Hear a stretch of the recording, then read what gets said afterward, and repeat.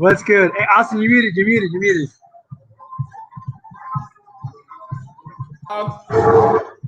I'm over here saying, man, I thought that was the closest one that we got, and I still missed it. Come on. Come on. No, listen, it was close. Listen, the visual was there. It looked good. Yeah, I saw the visuals, though. I saw the visuals. We just have to, like, realign it and get it synced with the audio later on. For sure. What's going on, man? How are you? Yeah, dude, I'm fantastic. I'm in Vegas right now. I'm here with my brother who's going to come in to join us in a few minutes, who's definitely a part of this conversation. You and me got to talk behind the scenes. We got to do some very cool stuff going on right now. As you guys can see, I'm repping the Evo shirts today. I'm doing a lot of moves, a lot of little things going on right now, which is really cool for the Educate and for the Evolve community. So I'm super excited about the next few months coming out and like what's coming forward and down the pipeline. This has been like a, you know, like I am now creating that gold standard, right? But like I still got to do this with you guys, and this is like where it's at. This is the real nitty gritty of how we get from point A to point B. And I'm super excited about it. Absolutely. Like, first, I always tell you hats off to you because I feel like not only are you a representation of what we say is the new wave, the millennials or the young and the new face of the industry, but you have been a pioneer and a trailblazer nonetheless for so many behind of you, creating that opportunity for others to learn, creating an opportunity for others to advance. So like I always say, thank you so much for what you've been doing for the AV Educate community, for the entire AV community, for Live Events Coalition, for Evolve. Like, bro, you're amazing, brother. You're amazing. I definitely appreciate it, man. And you know, the credit can't go all to me. There's a whole team of you guys in the back. Austin, you're doing great things. Chris is doing great things. Which, by the way, Chris is here with us tonight, which we'll bring him in just a moment. He's here to join us about this conversation. We think he's the perfect kind of like, as I call him, the guinea pig, right? He's the guinea pig for a lot of the stuff that we got going on. But he's truly the epitome of what we're talking about tonight and how to stand as a freelancer and what he does in his own world. And I think Austin, you can agree to that you've worked with him before. And seeing the kind of coming from this different world to our world and being able to adjust, right, and become a presence has been insightful, right? Absolutely. One of the things I said that I felt like he would have been like the epitome or the perfect example for exactly what we're talking about tonight, because we watched his transition happen in such a short span of time. But I think that he took a lot of the principles that we're probably about to discuss and go over tonight, and he applied them quickly, and look at where he's at today. So honestly, you know what? Let's do this. Let's bring in him himself.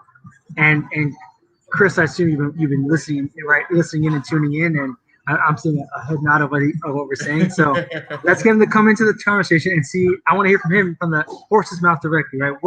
What is your idea and your not your idea? Sorry, what are your thoughts on what we're talking about already, Chris? As far as transitioning, it was definitely different, you know. And sorry about the camera angle, guys. I'm on my mobile phone, so we'll do with what we can. Out here doing some training. So the best thing, really, you just got to do it. Like, yeah, it took a kick in the ass to get me to do it, but it was the best kick in the ass I ever had. And you just got to push yourself to do it. Like, you don't think you know something, you might know more than you actually know. And that was my biggest problem when it come down to it. It was like, okay, but I know how to do this, but I don't know how to do it. Well, what don't you know how to do? I don't think I'm proficient enough in it. Well, bro, just go do it. All right. You know, and, you know, I did things a little different than some people might have, you know, instead of just handing me a program and saying, okay, this is how it works. It's like, okay, everybody knows me as Toxic Biowolf, you know, a streamer guy comes over, you know. I took vMix and I used it to actually stream on Twitch for a whole month and a half to learn the software, you know, to learn the programming, to learn the back end side of it. You know, and I'm talking, you know, a little more intricate layer and leveling than most people do use in vMix. So it's like, that's how I chose to do it. I choose to take the software and the products that are available to me, and I put them in real world applications of, okay, well, if I can make it work here, I can make it work anywhere. You know, so that's my mindset. And for me, it always goes back to streaming, because That's what I do. That's what I enjoy. That's what I love. So it's like, okay, I learned this. Okay, let's see how I can use it to make my stream better. Or let's see how I can use it in my stream to get comfortable with it. So that way when it's like, oh, do this, it's okay. And it's done. And you ain't got to think about it. You don't got to do nothing with it. So it's instead of, like some people say muscle memory, constant repetition of doing something over and over and over again. It's using it over and over and over again to where it's no longer muscle memory. It's just a blink, and that's it.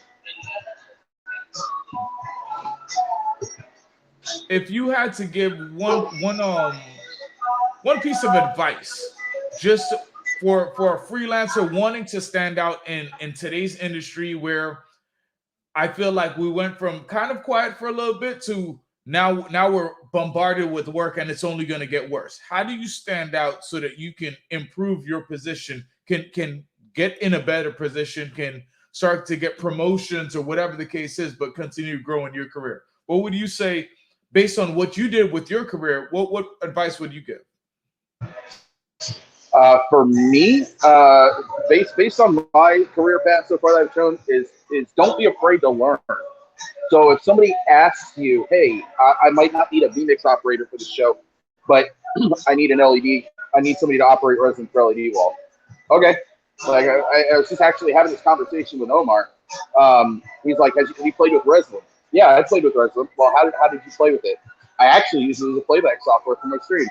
I used resin for a whole month to bring all my video content, my clip edits, my opening scene, my opening video, a bunch of different things that I usually just have in OBS on a Stream Deck button. I used Reslim to bring it in, and then I started with Reslim NDI, and then I used Reslim Siphon, and I still use Reslim Siphon to this day. I have Reslim up in the background running my clips, so that way at any moment in time I can just start my clips and move. So it's learning what you can learn. Don't be afraid to say I don't know either. Don't be afraid to say I don't know how to do that, but I'm willing to learn. Can you get me somebody that can teach me how to do it? That's the biggest thing I can say right now is, it's not what you know, it's what you're willing to know. And if you're willing to learn something that might not, I get, like, a lot of guys been stuck in this mindset, and it's like I've said before, no, I'm not a V1. I'm not a V1. I'm not a V2. I'm a video engineer. Okay, so I do everything video related. I might not know how to do something now, but if you need me to do it, okay, how can I learn? What can I learn to watch this? Okay, hey, you know how to run a camera? No, I might not know how to run a certain camera, but you know what? Let me see what I can find on it. Maybe I can help myself learn how to run that camera, and you might just have to show me a few things to run that camera. Perfect example, last show I was in, I've worked with PTZ cameras before, but never been in control or operated them myself. So this last show that I was just on, we used 3 bird dog cameras, all through NDI Automate with the controller. I was operating the NDI cameras while running and switching in VMix. So it's just, I know it's been said 1,000 times before, but become that Swiss Army. Like, become that guy that, okay, you're not just my VMix go-to. I can call you for Reslim. I can call you for this. I can call you for that. I can call you for this. You're a projectionist. I can call you to set up projections. You can run Playback Pro. You can, it's just, instead of being that one-trick pony that you have to be like, let me master this. Yeah, it's okay to master something and be the master of something, but at the same time, don't limit yourself. And basically, like I said, just don't be afraid to say, I don't know, but I'm willing to learn. That willingness to learn, I will tell you right now, is what's kicked open thousands of doors for me. And literally, like starting my own company in the middle of a pandemic. The type of company that I started, people say, you're insane, you're crazy. Yeah, I am, but that's what makes me me. You know what I mean? And this isn't to boast or brag or anything like that, but I'm doing pretty good for the past 3 months. You know what I mean? My phone gets rung, and I can't do that. I'm booked. All right, I'll fit you in on that. And it's a great feeling to have, especially from where I came from to what I'm doing, where it's like, guys, you need to call me for next month now, because we're not even in November yet, and I've got November full. You know, so it's a great, but it's literally that willingness to learn and not just be, okay, well, I can only call you for VMix. No, you can call me for projection. You can call me for this. You can call me for that. You can call me for this. I'm not an audio guy. I've got a call to do a three-way wireless mic setup next month and operate them. I'm not an audio guy, but you know what? Hey, if you can show me how to run that board, I'll do it.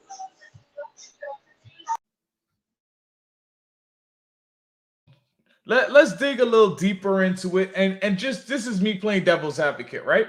So let's say you take the time and you start learning a lot more. You develop your skills. You become a little bit more proficient. Now I got Resolute down pat. I could do VMix, projection, note by back of my hand.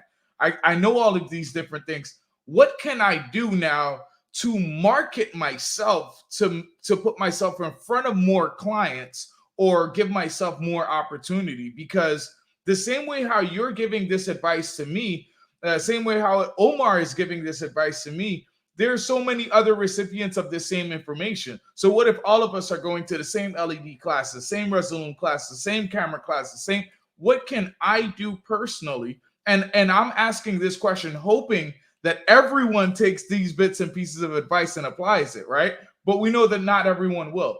But I'm asking now that we have all of the knowledge and the technical education, what can we do to stand out on show site in front of the client, in front of the production manager, in front of the technical director, in front of just my crew lead, in front of whomever? Prime example, Justin just said it. You know, one of the key things, be on time. I can't tell you that's the biggest shortfall I see on a lot of text on site is it's, hey, it's a 10 a.m. call time. Now I get traffic. I get things happen. And we talked about it before. Call ahead. Let them know, hey, I'm going to be 15 minutes late. I didn't anticipate traffic properly. Don't make up some BS story about, oh, I'm stuck in traffic. No, listen, I left it this time. I didn't anticipate the traffic properly. Miami's crazy. So when you work in Miami, showtime's at 7 o'clock. Guess what? Get up at 5 o'clock in the morning and start your drive because you never know what's going to happen. You might be stuck in that traffic for an hour and a half, 2 hours. It's only a 25-minute drive, but traffic backs up quick. So biggest thing is I'm always, and anybody that's in the chat that I've worked with before will tell you, I'm typically 15 minutes minimum early, if not before.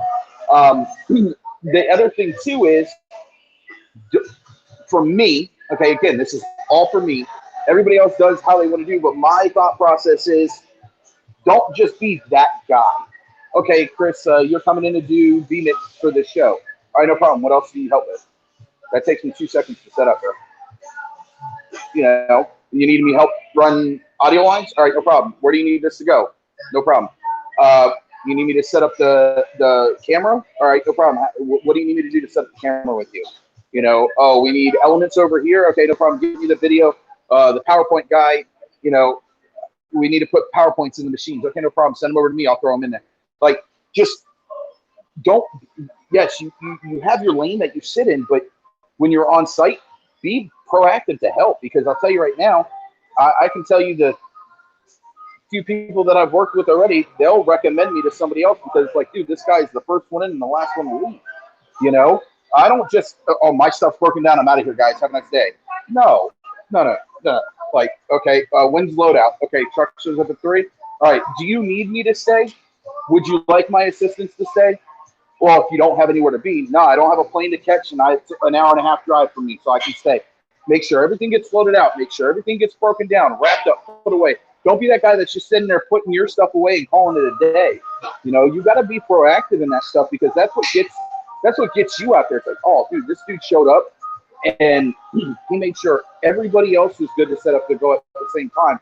So then when we start doing rehearsals, it's not like, hey, I need 10 more minutes to set up because I didn't get this. No. Be that guy that goes in there and says, what else do you need me to do? I'm set up. I'm ready to go. You know, now if you set up and ready to go and the guy hands you content and be like, okay, you got to upload all this content and stuff like that. All right, get your content uploaded. Then once you're done getting your content uploaded and you're done mapping everything out, you know, I'm going to be, what I've done on some of the shows is I get the content. It's like, okay, we're doing a rehearsal today. No, we're not doing a rehearsal today. We're doing setup. We're doing a mini run through by ourselves. We have rehearsal tomorrow morning. All right, no problem. I'll take that content and just into my computer computer, shut my computer down, and finish helping set up. Then when I go back later, I'll upload, I'll get all the content in vMix and make the images and stuff like that. I mean, because let's be real, yes, you work a 10-hour day when you're on a show or whatever your day schedule is or how you put it, but it's that above and beyond from approach. I'm not saying you got to work 15, 16 hours a day to stand out, but you know what? You look good. You know, the last show I did, I helped everybody set up. We didn't have time to run through everything. So I went back to my room at the end of the day. I finished programming vMix, set up some of the elements that I needed set up, and created my shortcut bus on my pad while in the hotel room that night. I came down the stairs the next day, set up, and it was literally just, I made my life easy. I made my life easy on that show where it was just doing by control. You know, so it's just okay, I get what he's saying, as part of the actual show crew and not just labor jumping departments. Exactly. Exactly. You know, I'm not just labor jumping departments. You know, it's being part of the actual show crew, not being a jerk to your teammates, to your crewmates. Okay, understanding the needs of your crewmates. Like if something happens, my biggest thing my biggest pet peeve on a show, and this is just me personally, I'm nobody in the industry. Okay, but my biggest pet peeve is when we're in the middle of a show and I'm trying to get your attention because you don't have your ClearComm headset on or your headset for communication on or whatever, and then you cop an attitude with me because I got your attention. No, I don't want to work with you anymore. Because you know what? I'm trying to help you. You're about to miss a cue, but I'm trying to get your attention so you don't miss that cue. You know what I mean? Like, be communicative with everybody on your team. Be a team player. If you're not being a team player, your production manager is going to see that, and they're not going to want to bring you back if you don't get along with the crew. You know, like, hey, my DJ Henry, my audio guy Henry, he's a great dude, but he gives everybody an attitude. Why would I bring him back? Or my PowerPoint guy, the guy that I use PowerPoint and Playback Pro for, he's an asshole on site, excuse my language. You know, why would I want to bring him back? He doesn't mix in with everybody else. You know, that's my thing is you're not going to get along with everybody, but bringing an upfront, honest approach to yourself. And my thing that I'll trust you as far as I can throw you until you give me a reason not to trust you. So the moment I see you on site, it's hi, my name's Chris, and how can I help you? What do you need for me to help better serve you as a team member? You need me to help you understand, you know, realize the cue that's coming up. Like, just be communicative with your team that you're on, and that goes a long way with technical directors too and project managers, because they'll see that you're able to assist everybody that you're on site with, and they'll be able to see that you're able to communicate properly without attitude or getting into an argument with your crew. And they'll be like, you know what? Yeah, I got a vMix guy that I can send you. He's a really good dude. He communicates well with the team. He's kind of like, he'll kind of be like the crew leader takeover type charge. That's my mindset when I go to a job. My mindset is to be as efficient as I possibly can be. So that way, and it's not a control thing. It's just that way when they look for that person to go to on the crew, I'm the one they go to and say, hey, we need to do this, this, and this. All right, no problem. Hey, audio guy, we need this done. And I understand that's a technical director's job. I understand those are other people's jobs. But when you're on site of a crew, you need that person between the technical director and the crew that they can go to. I want to be that person that they go to and say, hey, he's not coming in on time or he's not paying attention here. So can we try to, see if we can work with him to get back on schedule? No problem. It's that positive attitude, plain and simple. Positive attitude. If I just can sum everything I just set up in 2 seconds, it's positive attitude is what it is.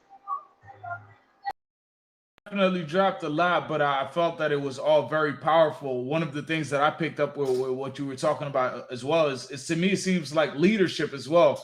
Some of the things that you were discussing, it seems to me like it had a real strong emphasis on leadership, where you were talking about taking ownership. Someone mentioned to you, okay, well, they brought you in for vMix, and you said, well, what else can I help with? Well, they may not be your exact responsibilities. They may not be exactly what you were hired for, but you're willing to take on even more. Why? Because it's not just about you. It's about what we accomplish together as a team. Same thing what you discussed when you talked about the truck pack at the end of the day. There's a lot of people that I pack up my gear. They won't even push it out to the dock, much less the truck. There's a lot of people like that. I agree with you 100%. But the ones who will, the Jordan, Michael Jordan was arguably greatest basketball player of all time, right? First Absolutely. to reach the court, First to reach last the court to leave it. before any of the fans, and the last to leave it. And if this is kind of written in stone for so many legends and so many pioneers before us, why would we believe that if we want to reach legendary status, right? Because tonight's conversation is about how can we stand out as a freelancer. One of the things that I feel like caring, just a simple step of caring, is half the battle, because so many people work. They work for the sake of working, but they don't really put any extra effort into it. No, as my mother would say, you could cook a pot, but then you could cook a pot and just put a little bit of love in it. And the little bit of love is what takes a little bit of extra. I mean, just that little bit of care.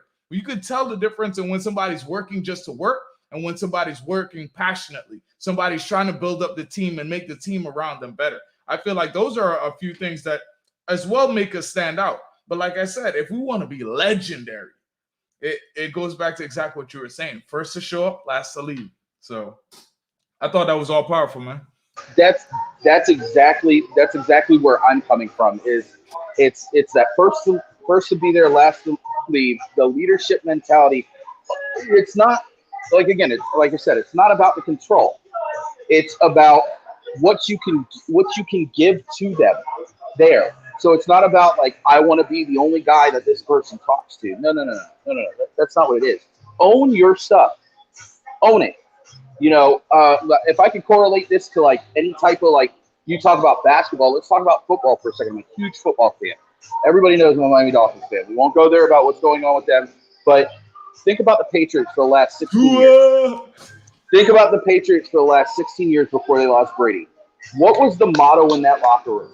Do your job. Do your job. Take ownership of what you do, and as long as you take ownership of what you do, you can help everybody else take ownership of what they do and get them in line to do it. Again, and it's not about control. It's not about, I want to be the top dog that owns the show. I want to take over the technical director's job. No. It's you being let's be real. When we go on shows, we're family. Let's be real. This is a whole AV family. Isn't that what we call each other? We call each other the AV family, right? So when you're on a show, you want to help your brothers and sisters out to elevate their game so they look good just as well as you look good. So what's it do to me be like, oh no, I ain't gonna help that dude because it ain't my job. No. The whole show is your job. Your ultimate goal at the end of the day is to make sure that show goes off without a hitch. And if you can help change that, that right there makes you more valuable than anybody else that I bring on the show. Love it. I want to be the devil advocate here, right? I want to bring up something that I'm seeing here. So Hafiz says here, yeah, but sometimes caring can come off a bit too competitive, which I get where he's coming from with that, right? Too competitive. As show crew, you also have to utilize your local labor too. Outworking your local labor can also be unproductive. And I see this balance he's talking about here, right? Where I need to make sure I'm utilizing the crew that I have effectively. But, you know, I think, and again, this is like devil's advocate, to Chris's point, though, I think what he's saying is that if your crew, and this is a football terminology, which I'm not a sports person, if your crew is doing what they're supposed to do, right, doing the best in their roles with you, then you don't have to worry about that too much. And that's my opinion, right? And I'd love Hafiz, man, come on to talk with us and talk with us more about it. But that's my 2 cents on that part, right? And again, to play devil's advocate here is that it's how to make sure you're doing this in a way that I don't care what the rest of these people think, right? I'm here to do my job. If my job is the lead role, I'm going to do the best I can to this role. And again, one of the things that I find surprising about when it comes to the lead role is there's 2 paths that end up happening. And this comes from my military experience. Either one, you get this responsibility, you run with it, but you're a tyrant, right? You have to do it my way. It has to be this, it has to be that, it has to be X, Y, Z. If you go the other route, where you are the supporter, hey, the servant, right? How can I help you? How can I get your work done? What can I do to make your job easier? What can I do that position? Exactly what Austin just said. That will get your crew to move mountains for you. Yes, sir. And I use mountains because I also use that word a lot. I always think it's powerful. So if you are the servant to your crew when you're in that lead position, you will move mountains. If you come in as a tyrant because you got the title, you're going to move pebbles. And I've seen it day in and day out because in my military experience, I've seen that where you get the rank and the but no right the person. And those are two different things that I think are very key to how we do things. And it's just something I want to throw out there. Absolutely. And Omar, if you don't mind, I would actually like to dig a little bit deeper into exactly what you just talked about, because that's something that I encourage every last one of my crew members, every last one of my crew leads. I encourage and I instill in them that very same thing, to be about service. As a matter of fact, the company's mission statement is inspire through service, make a difference, make your mark. I believe that the only way that we can empower other people is to find out how we can be of service to them. That's how Omar and I always talk about how we can lift up our fellow man. How can we lift up our brother? Even in the military, the buddy system is not about me going out and say, well, hey, I got to look out for my back. No, I go out and I look out for the back of my buddy, and my buddy has my back. That's how it's taught. So even when we go, let's bring this back to AV. I may show up as a freelancer, and let's say I'm a stagehand. I'm here. I just need to build screens. I'm a video assist. I need to build screens, run some SDI, whatever the case is. Very generic, very basic position. How can I stand out in something like that? Well, I'm pretty sure there may be somebody on show site who's also supposed to be working alongside with me who may not know exactly what to do or exactly what steps need to be done. Asking questions to your lead, maybe, hey, do you know exactly what the screen height should be? Is this screen getting a full dress? Being proactive with those type of questions, one, it shows your project manager and whatnot, hey, this guy's knowledgeable. Hey, this guy has some experience. He's going to ask these questions ahead of time, because it's a joke in AV, but sometimes I really don't find it funny that you didn't do it right if you haven't done it twice. But I like to make sure that we work efficiently, do things once, and do them correctly, right? So let's ask questions and things ahead of time. Asking simple questions shows signs of leadership. Why? Because it shows that you're a good student. And by you wanting to be a good student, you're able to absorb that information and pass that along to your other colleagues, to your coworkers, to your other comrades. And that also shows you as a leader. Now you're also passing along these thoughts. Someone else, hey, the skirt height is incorrect here. Hey, man, what are you doing over there? Hey, come on, let's adjust this. You get that side, I get this side. Working together, empowering each other, building each other up as a team. I feel all of those are little things that, hey, if I saw a freelancer A, B, and C all working, doing the same thing, and one guy alone was doing those simple things that I was talking about, he stands out as a leader, and I probably want him on my next crew. You know why? Even if I had to go and work with local labor somewhere else that may not even be talented labor, maybe if Hafiz, that's what you mean, but I know that having someone like that on my crew, he can empower even local labor to perform like superstars. Absolutely. Creating a productive environment, finding your talents in your token. Exactly what I'm talking about. Perfect. Yeah, I'll even jump on that too a little bit. And you know, one of my favorite sayings in the military is slow is smooth, smooth is fast.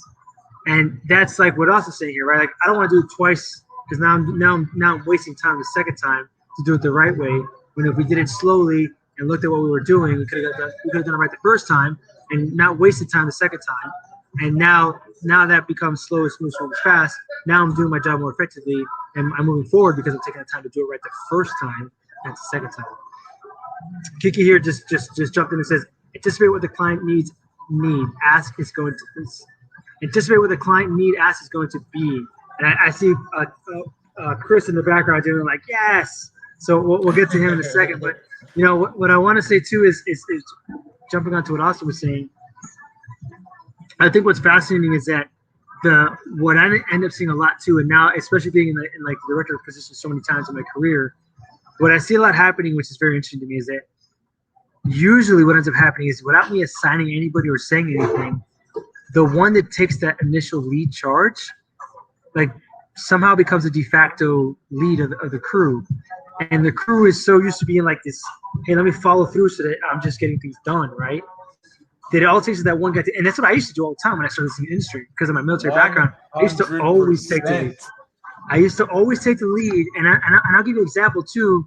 You know, not talking about myself here, but I'll give you an example where I was in Vegas and we were offloading a truck, and I just started telling me what to do.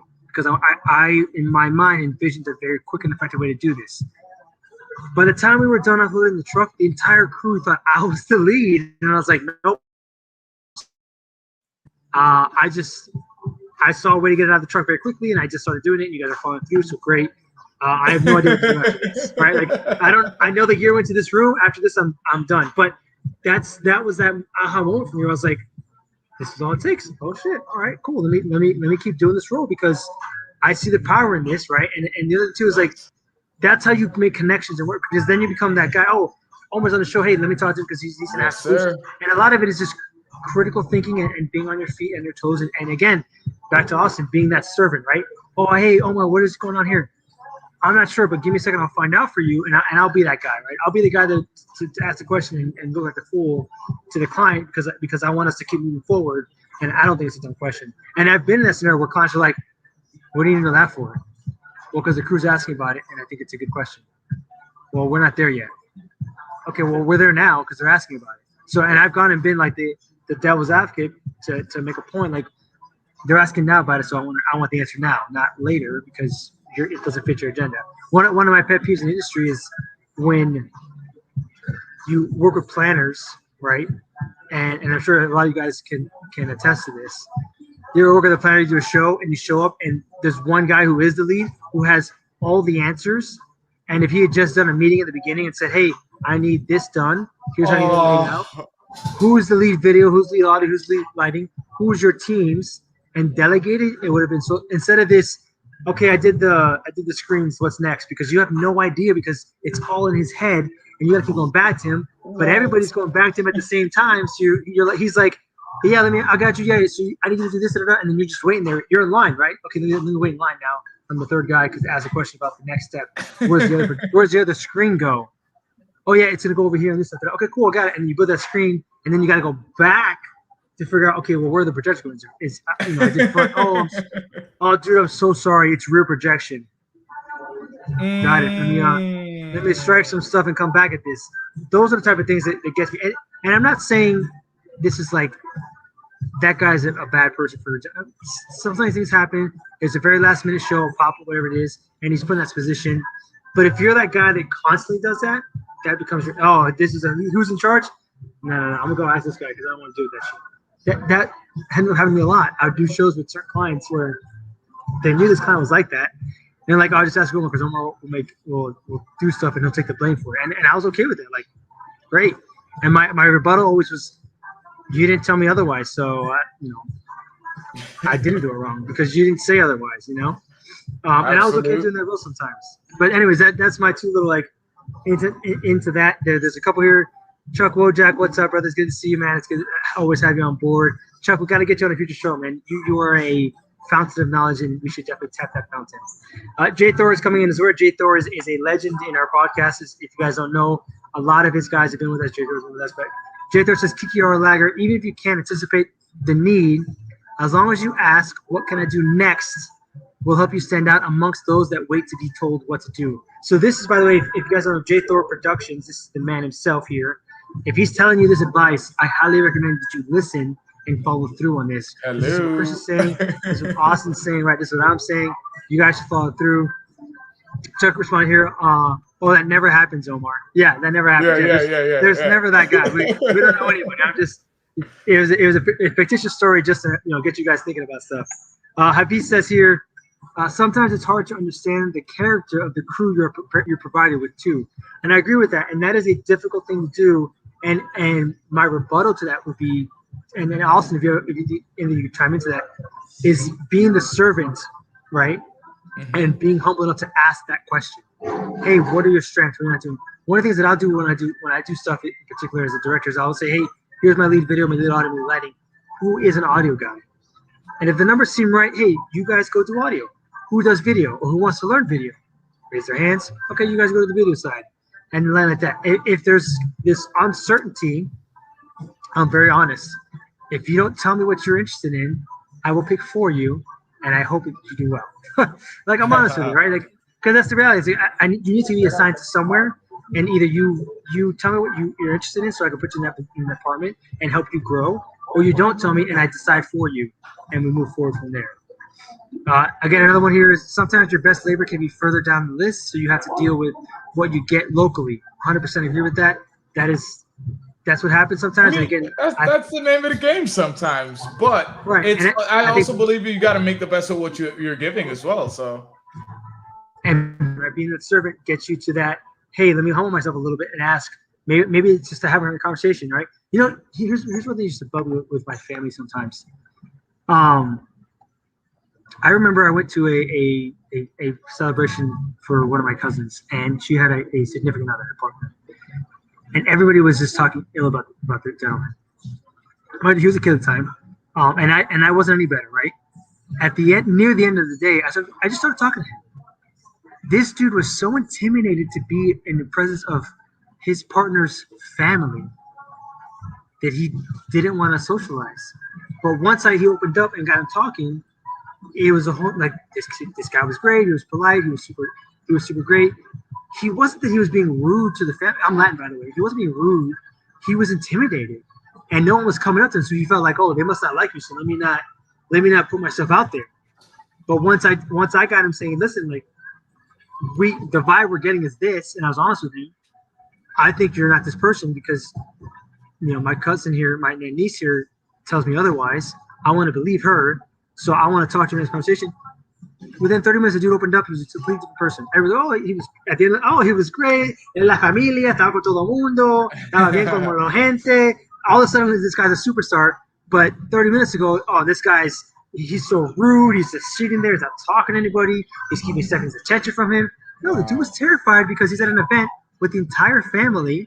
He hasn't met any of you yet, and none of you introduced yourselves or talked to the kid. Like, of course, this is a kid. He's in his 16s and 15, 16 years old. He doesn't know what to do. You guys are being rude, but vice versa. So, like, these are things that I think as we grow up and we learn, these are things we have to be conscious of.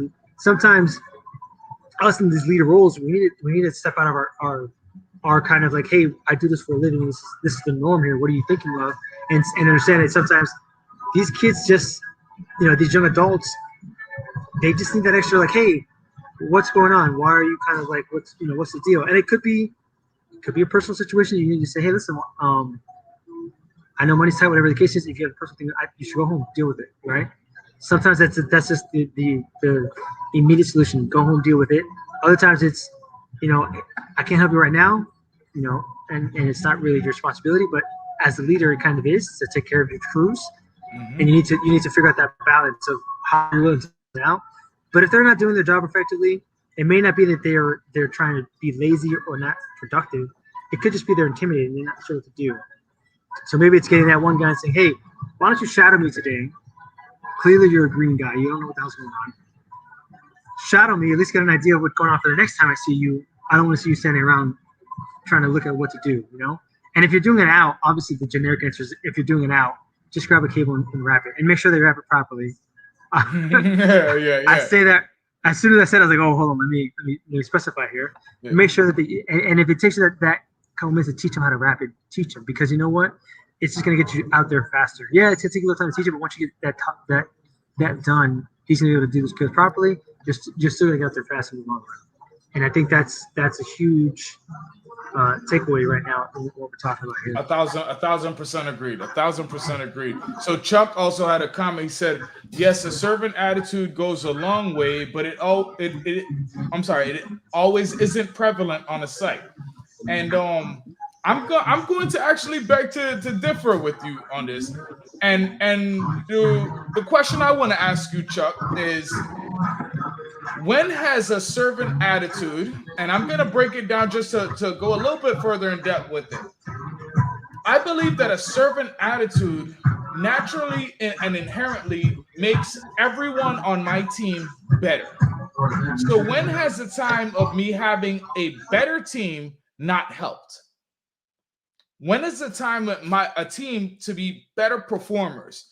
They can be the same exact people. They can come in with a bad attitude, but someone can do something, can inspire and spark a little small shift and a different change in them that will change their work ethic in the instant of a second. And sometimes that's all it takes. Now, granted, I understand that we can be in a position where it may seem like a time crunch. We got to get a whole lot of things done. And it may not seem like, okay, well, I don't have the time to be serving this guy and serving this. And I'll tell you what, I have had shows completed in record numbers. I have had digital signage sets out on numerous floors in record time. I've had breakout rooms set and struck in record time. And the only way that I've ever been able to accomplish this was by being able to serve everyone who was on my team, making sure that they didn't have to walk back and forth for as much gear. They didn't have to go looking for things. They didn't have to worry about what the plot looked like. They had every tool and every resources that they need to empower them for success ahead of time.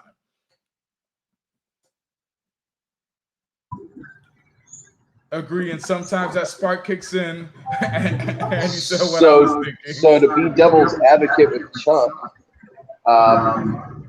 if you're on a site and you don't have that go-to positive attitude, what are you doing? I mean, if you're on site and you're not seeing, and you're saying it's hard to find that positive attitude or that go-to attitude, and you're on site, what are you doing? I mean, that's just my question. I'm not being a jerk by saying it, like legitimately. And to what Omar and Austin are saying, I just literally got done doing the same exact scenario that Omar and Austin were just talking about. I just did a breakout setup, unloading 2 trucks, setting up 11 rooms, and it was okay. Are all the projection screens getting dressed? That's a great question, and this is to the project manager. That's a great question. Let me find out for you. No, because they don't have dressings for all the stuff. We're only putting the bottom skirt on. Cool. I mean, if workers don't have it, right? I get that. Chuck, that's why I said it, and I'm messing with you by saying it. But that's what I'm saying is that go-to attitude is what you need on site, and it just like Omar said, and I guess it's because I've been with this dude for my entire freaking life, and that's how it just goes. Is you learn from professionalism, right? And when I'm on site, that's my mindset. Is okay. You're not going there to be the leader, but it's like, all right, what do we need to do? Okay, and like I forget who it was that said, ask what the next thing the client wants or whatever. When I go on site, even as a Unix operator, when I go on site on some of these corporate events, the first thing I do is I speak with the technical director, the program manager that hired us, and said, okay, well, so what's your vision for the show? What's your idea? Okay, well, we're going to do this. I want this, and this set up, and I want it this way. All right, no problem. I can facilitate that for you. How about this? How about what if we throw this in there? Oh, that's great. That's awesome.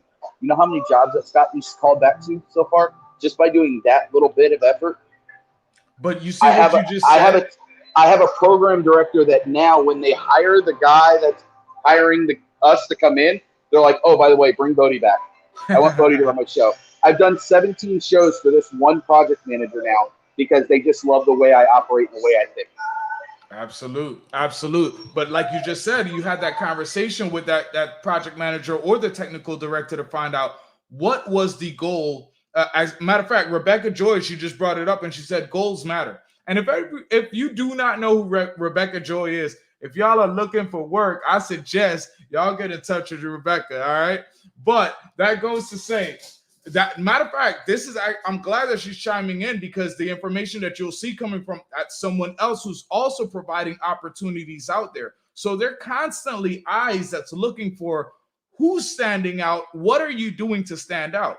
So remember, leadership doesn't mean that you are the A1, the V1, the LD. A title does not make you a leader. As a matter of fact, some of the most impressive leaders are the ones who step up and they had no title at all.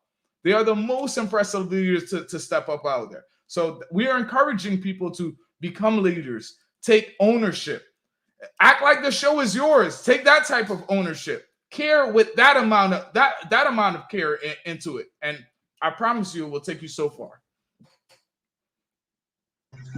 I want to bring in a special guest tonight, everybody. Please welcome everybody with a round of applause. Thank you, everybody. Just like football style, right? The man, the myth, the legend, Mr. Rob White. What's up, guys? How's it going, What's good, Rob? Where are you at today? What's going on in your world? I'm going to turn my camera. Does this work for you? Oh, there we go. Yes, sir. Believe it or not, all right, you see where I'm at, right? I'm in a studio, right? I'm going to let you guys guess. I'm going to walk through the studio here. We'll go slower. You guys aren't going to guess. This is freaking wild. You know how like sometimes we work in venues and we're like, that's cool. That's cool. Mm-hmm. Oh, is it locked? I can't go through there. I'll give you a hint here. What do you think? Any guesses? Any guesses? This is the wall backstage. I got nothing. Is that the amphitheater? Hold on.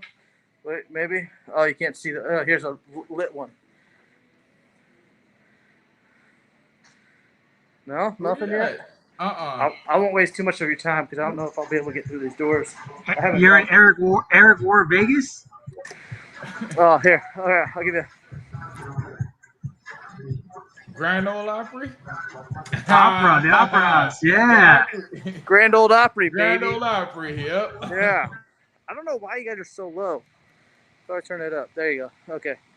Grand Ole Opry. I got told last second, hey, can you run a couple videos for us? I'm like, sure. Run E2 and do this and LED walls and sure. All right, it's in Nashville. Sure. All right. You know, like sometimes you guys talk about leadership and like how much stuff you guys, information you get on a show and how much that helps and doesn't help if you don't get anything. There's a lot of shows I don't get anything until I actually get there. And once I get there, I find out like, where's my hotel? You know, what am I actually setting up? And then, anyways, it's pretty cool. Got here, and this is one of those things where you just make it happen. You know, like you don't have a gear list. You don't know. I didn't know what I was doing. I just told, I need you on the show. Okay, because some of these guys, they know what you know. They know what you know how to do, so they just hire you, and you just get there, and then they say, okay, here's all the gear, make it work. So this is one of those shows. So I'm making it all work. LED wall, psych with projection, mapped with Resolume to get the LED wall out, E2, bunch of inputs, zoom outputs, running cameras through the E2 as well, which I don't recommend. If you're ever going to run a camera, producers, if you're ever going to run cameras, give me a separate, even if it's a little 8-channel ATEM, I don't care. Something that I don't have to make 8 more presets on my E2 or my sender or whatever switcher it is, so I can just punch those and be done with it. So anyways, what he's saying is the way to stand out is by calling out the producers to send more gear. I can barely hear you. I'm going to probably hop off here. I just want to say hi. I don't even know what you guys are talking about today. I just saw you on there. I'm talking about leadership. And I saw your title was Stand Out or something, or Be Bold. Standing out as a... Well, you came in and said the right words. You as a freelancer in the world, right? You stand out because you have a client who sees your abilities and your skill set, and they call you to go take it to the Grand Ole Opera. That is exactly what we're talking about. Right? Like you know, and before you jump off here real quick, can you tell us what do you think it is that makes you stand out to everybody else that this client works for? Hold on. This is gonna look weird, but I'm gonna put my ear up so I can actually hear you. Say it again. Yeah. So before you jump off, what would you say is what divides or separates you from the rest of the freelancers? They said, hey, you know what? That's always called Rob White first because we know he's a reliable freelancer. What do you think separates you from the rest of the guys? A bunch of things. Well, I mean, they people usually call me because they know they don't have to worry about whatever it is they are going to task me with.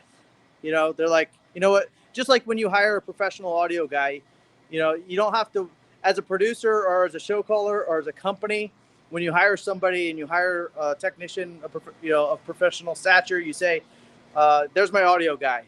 Okay. Check, uncheck, and down to the point where they'll hire you pre-show to even like set up all your audio. Be like, I know I need audio on my show. I have no idea what audio to put on it. They'll just, they'll say, hey, you know, call this guy. It's not me. I'm not an audio guy, but they'll call and, you know, say, hey, this is where we're going to be. We have 1,500 people. I need it to sound good. And what do I need to put on it? And this is the gear I own. Will it work, or do I need to rent stuff? So to get back to it, like, why would they hire me? Word of mouth. People know what you know how to do. And it's, you know, as long as you can just handle yourself and not have to ask all the questions during the show. If you can get the questions out before you even show up, and that just takes experience of knowing what to ask. I mean, if you don't know what to ask and then you ask during the show, down to like the little things, like, you know, what height do you want your screen at? It's just one less thing that you have to ask a producer on site, which makes them say at the end of the show, dude, he just got there. I didn't even know it was done until we had show. Everything was ready to go. I didn't, you know, there's no questions that he wasn't bothering me the entire show. So Yes, sir. I just get in there and I just do my job, and I try not to bother anybody, which leaves more room for other people to talk about other things besides how do we set this up. Well, did you read any of the emails I sent? Read the emails, guys. It's there. If it's Read the emails. Honestly, that Yes. is a huge tip. That is a I wish I huge could tip. hear Read you the guys. emails. All right, I'm gonna hop Read off. the That's emails. my 2 cents. See ya. All right. No, yeah, that was, I read the emails. Honestly, read the That emails is big. and RTMF. Read the manuals. The manual. That's That's separate. funny. Chris, That's funny. we got. Hold on, Chris. We got about 6 minutes left before I let you off for the night. Any final 2 cents that you know? Anything you want to lead to the community before we let you go? I mean, basically, it's what we've been saying. You know, I mean, Rob White, legend in his own right mind, exactly what he said. You get called on shows. It doesn't matter what you're working with. You show up and ask the questions beforehand. Like everything we said before, and I think it's funny to read the up in emails, the manual thing, because like when I had an issue, that's the response I got. So, but for real, like just the biggest thing that puts you and sets you aside, in my opinion, is just when you get there, understand what you're doing, ask the questions of what you're doing, so that way when you're doing it, you don't have to stop 1,000 times. We had 2 screens, and like go back to the breakout, we had 2 rooms completely done, and we did it exactly like Omar said, where it was, okay, are you a video guy or are you an audio guy? All right, we're gonna have you setting up the audio stuff. We're gonna go over here and handle the video stuff. We had 2 rooms set up. They didn't even have 1 room set up. So I'm gonna leave you with that because there's a lot of like craziness going on in the background here. But yeah, I mean that's just basically what it is. Is just be that guy that they look for every time you're on a show. I show up to some labor companies that I work with, and they're like, okay, well you're the crew lead for today. It's like, I just got here. What do you mean? Hold on. How did you? Here's the paperwork. Here's this. Here's that. And we'll talk to you later. I got to drive home. I'm like, no, I just came to set up a stage. Okay, like that's how it turned out to be, and I'm thankful for it because for me, it shows like, okay, well, you have that mentality. Keep using that same mentality, and that's it. Be that leader, be that team player, be that person that everybody looks for when I'm on site. Like I walking on a show, they didn't know who their remix operator is. I had one dude call me, and I messed with him. He called me and said, hey, are you running the op on this? I'm like, no, I'm not doing the op on that, even though I know I was. It was literally on my way there. I walked through the door, and they're like, oh, thank God. They're like, thank God Chris is here instead of so-and-so. It's like, I'm here, guys. So, but yeah, it's just be that person that they want, that they look for, and that's it. Just stand out above, be the star that rises. I love it. I love it.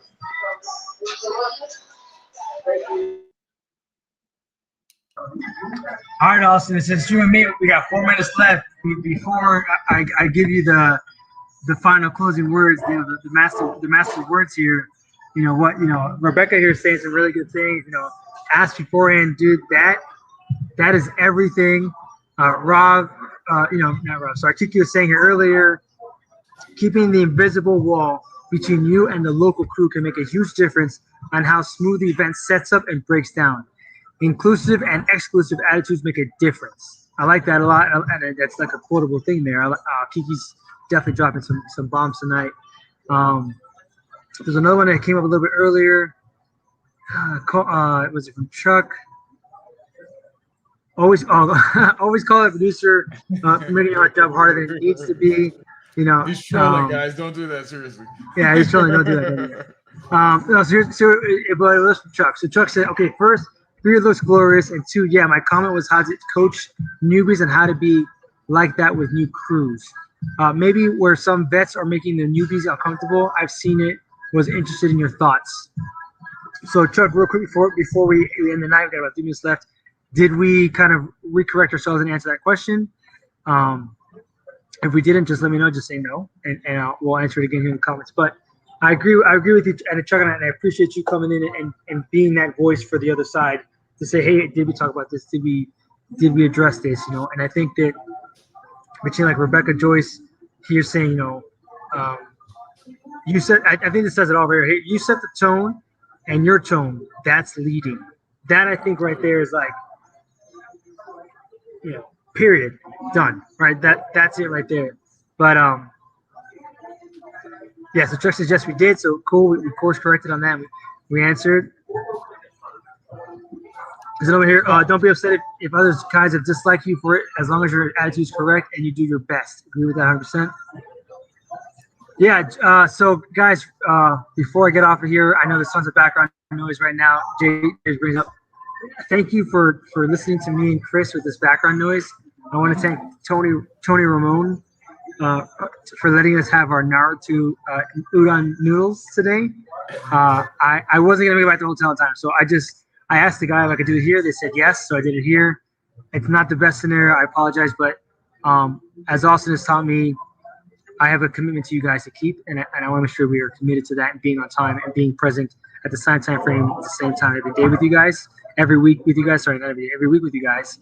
So I know my audio's not the best, and I apologize for that. Ironically, Austin's audio is fantastic today. I've had zero complaints about Austin's accent. Shots fired. But Austin has improved it day and night, brother. But listen, I'll let you close it up for tonight. You know, we pulled this off. It's crazy. Orlando, I'm in Vegas. I'm in a restaurant right now, in the middle of a restaurant. There's people outside sugar me. But like I said, and like Austin has taught me, we got to keep our commitments to our community, and this is why I'm here for you guys. So I apologize again for that, but Austin, please, man, close us out. I think exactly what Omar just talked about is kind of it resembles exactly what we were discussing about tonight. So I let Omar know. I said, hey, look, I know we've both been busy. You've had shows, I've had shows. You got business, I got business, and things. But we've made a commitment to try to make sure that we continuously try to pour back into our community for the entire AV industry. And the great thing about technology is it allows us to be accessible from anywhere, whether that be near or far, whether that be mobile, laptop, a desktop, whatever the case may be. So even in leadership, I believe starts with our integrity. What do we do? So when we make a commitment, we have to make sure that we're making sure that we set that example. That's one of the biggest forms of leadership, I believe, that it takes for when we go out and we're in front of other crews on show site. What example are we setting for others? Whether you're in a leadership position or you're not, what example are you setting for the person in front of you? Especially for the green guys, the new guys. What are you going to teach them? It's a simple little habits that we pick up and we tend to implement and instill over and over, and we pass along. Those are the things that take they extend in somebody's career for an extremely long time. Leadership is one of the important qualities that I say, if you want to have a long career, make sure that you have leadership qualities within you. Ownership, taking ownership, being held accountable, showing up early for work, staying late, making sure that what needs to be done is taken care of. If you are already finished where you're at, going and asking, hey, do you need help in another department? Is there another way that I may be able to assist you? Remember, it's not about you as the individual tech. It's not about your instrument. It's about the sound of the music. It's about the show getting produced. It's about the entire environment and what we're all trying to produce coming together as one. Once we can work together and we can empower others around us, I feel like that will make us stand out in its own right. So I hope that this week had a lot of valuable information and you took this to, trust me, go through the notes, go through the video, go through every last bits and pieces of this conversation, because there's a lot of information that you can take and you can apply to your own life to advance your career. Until next week, I will see you again next week, guys. Take care.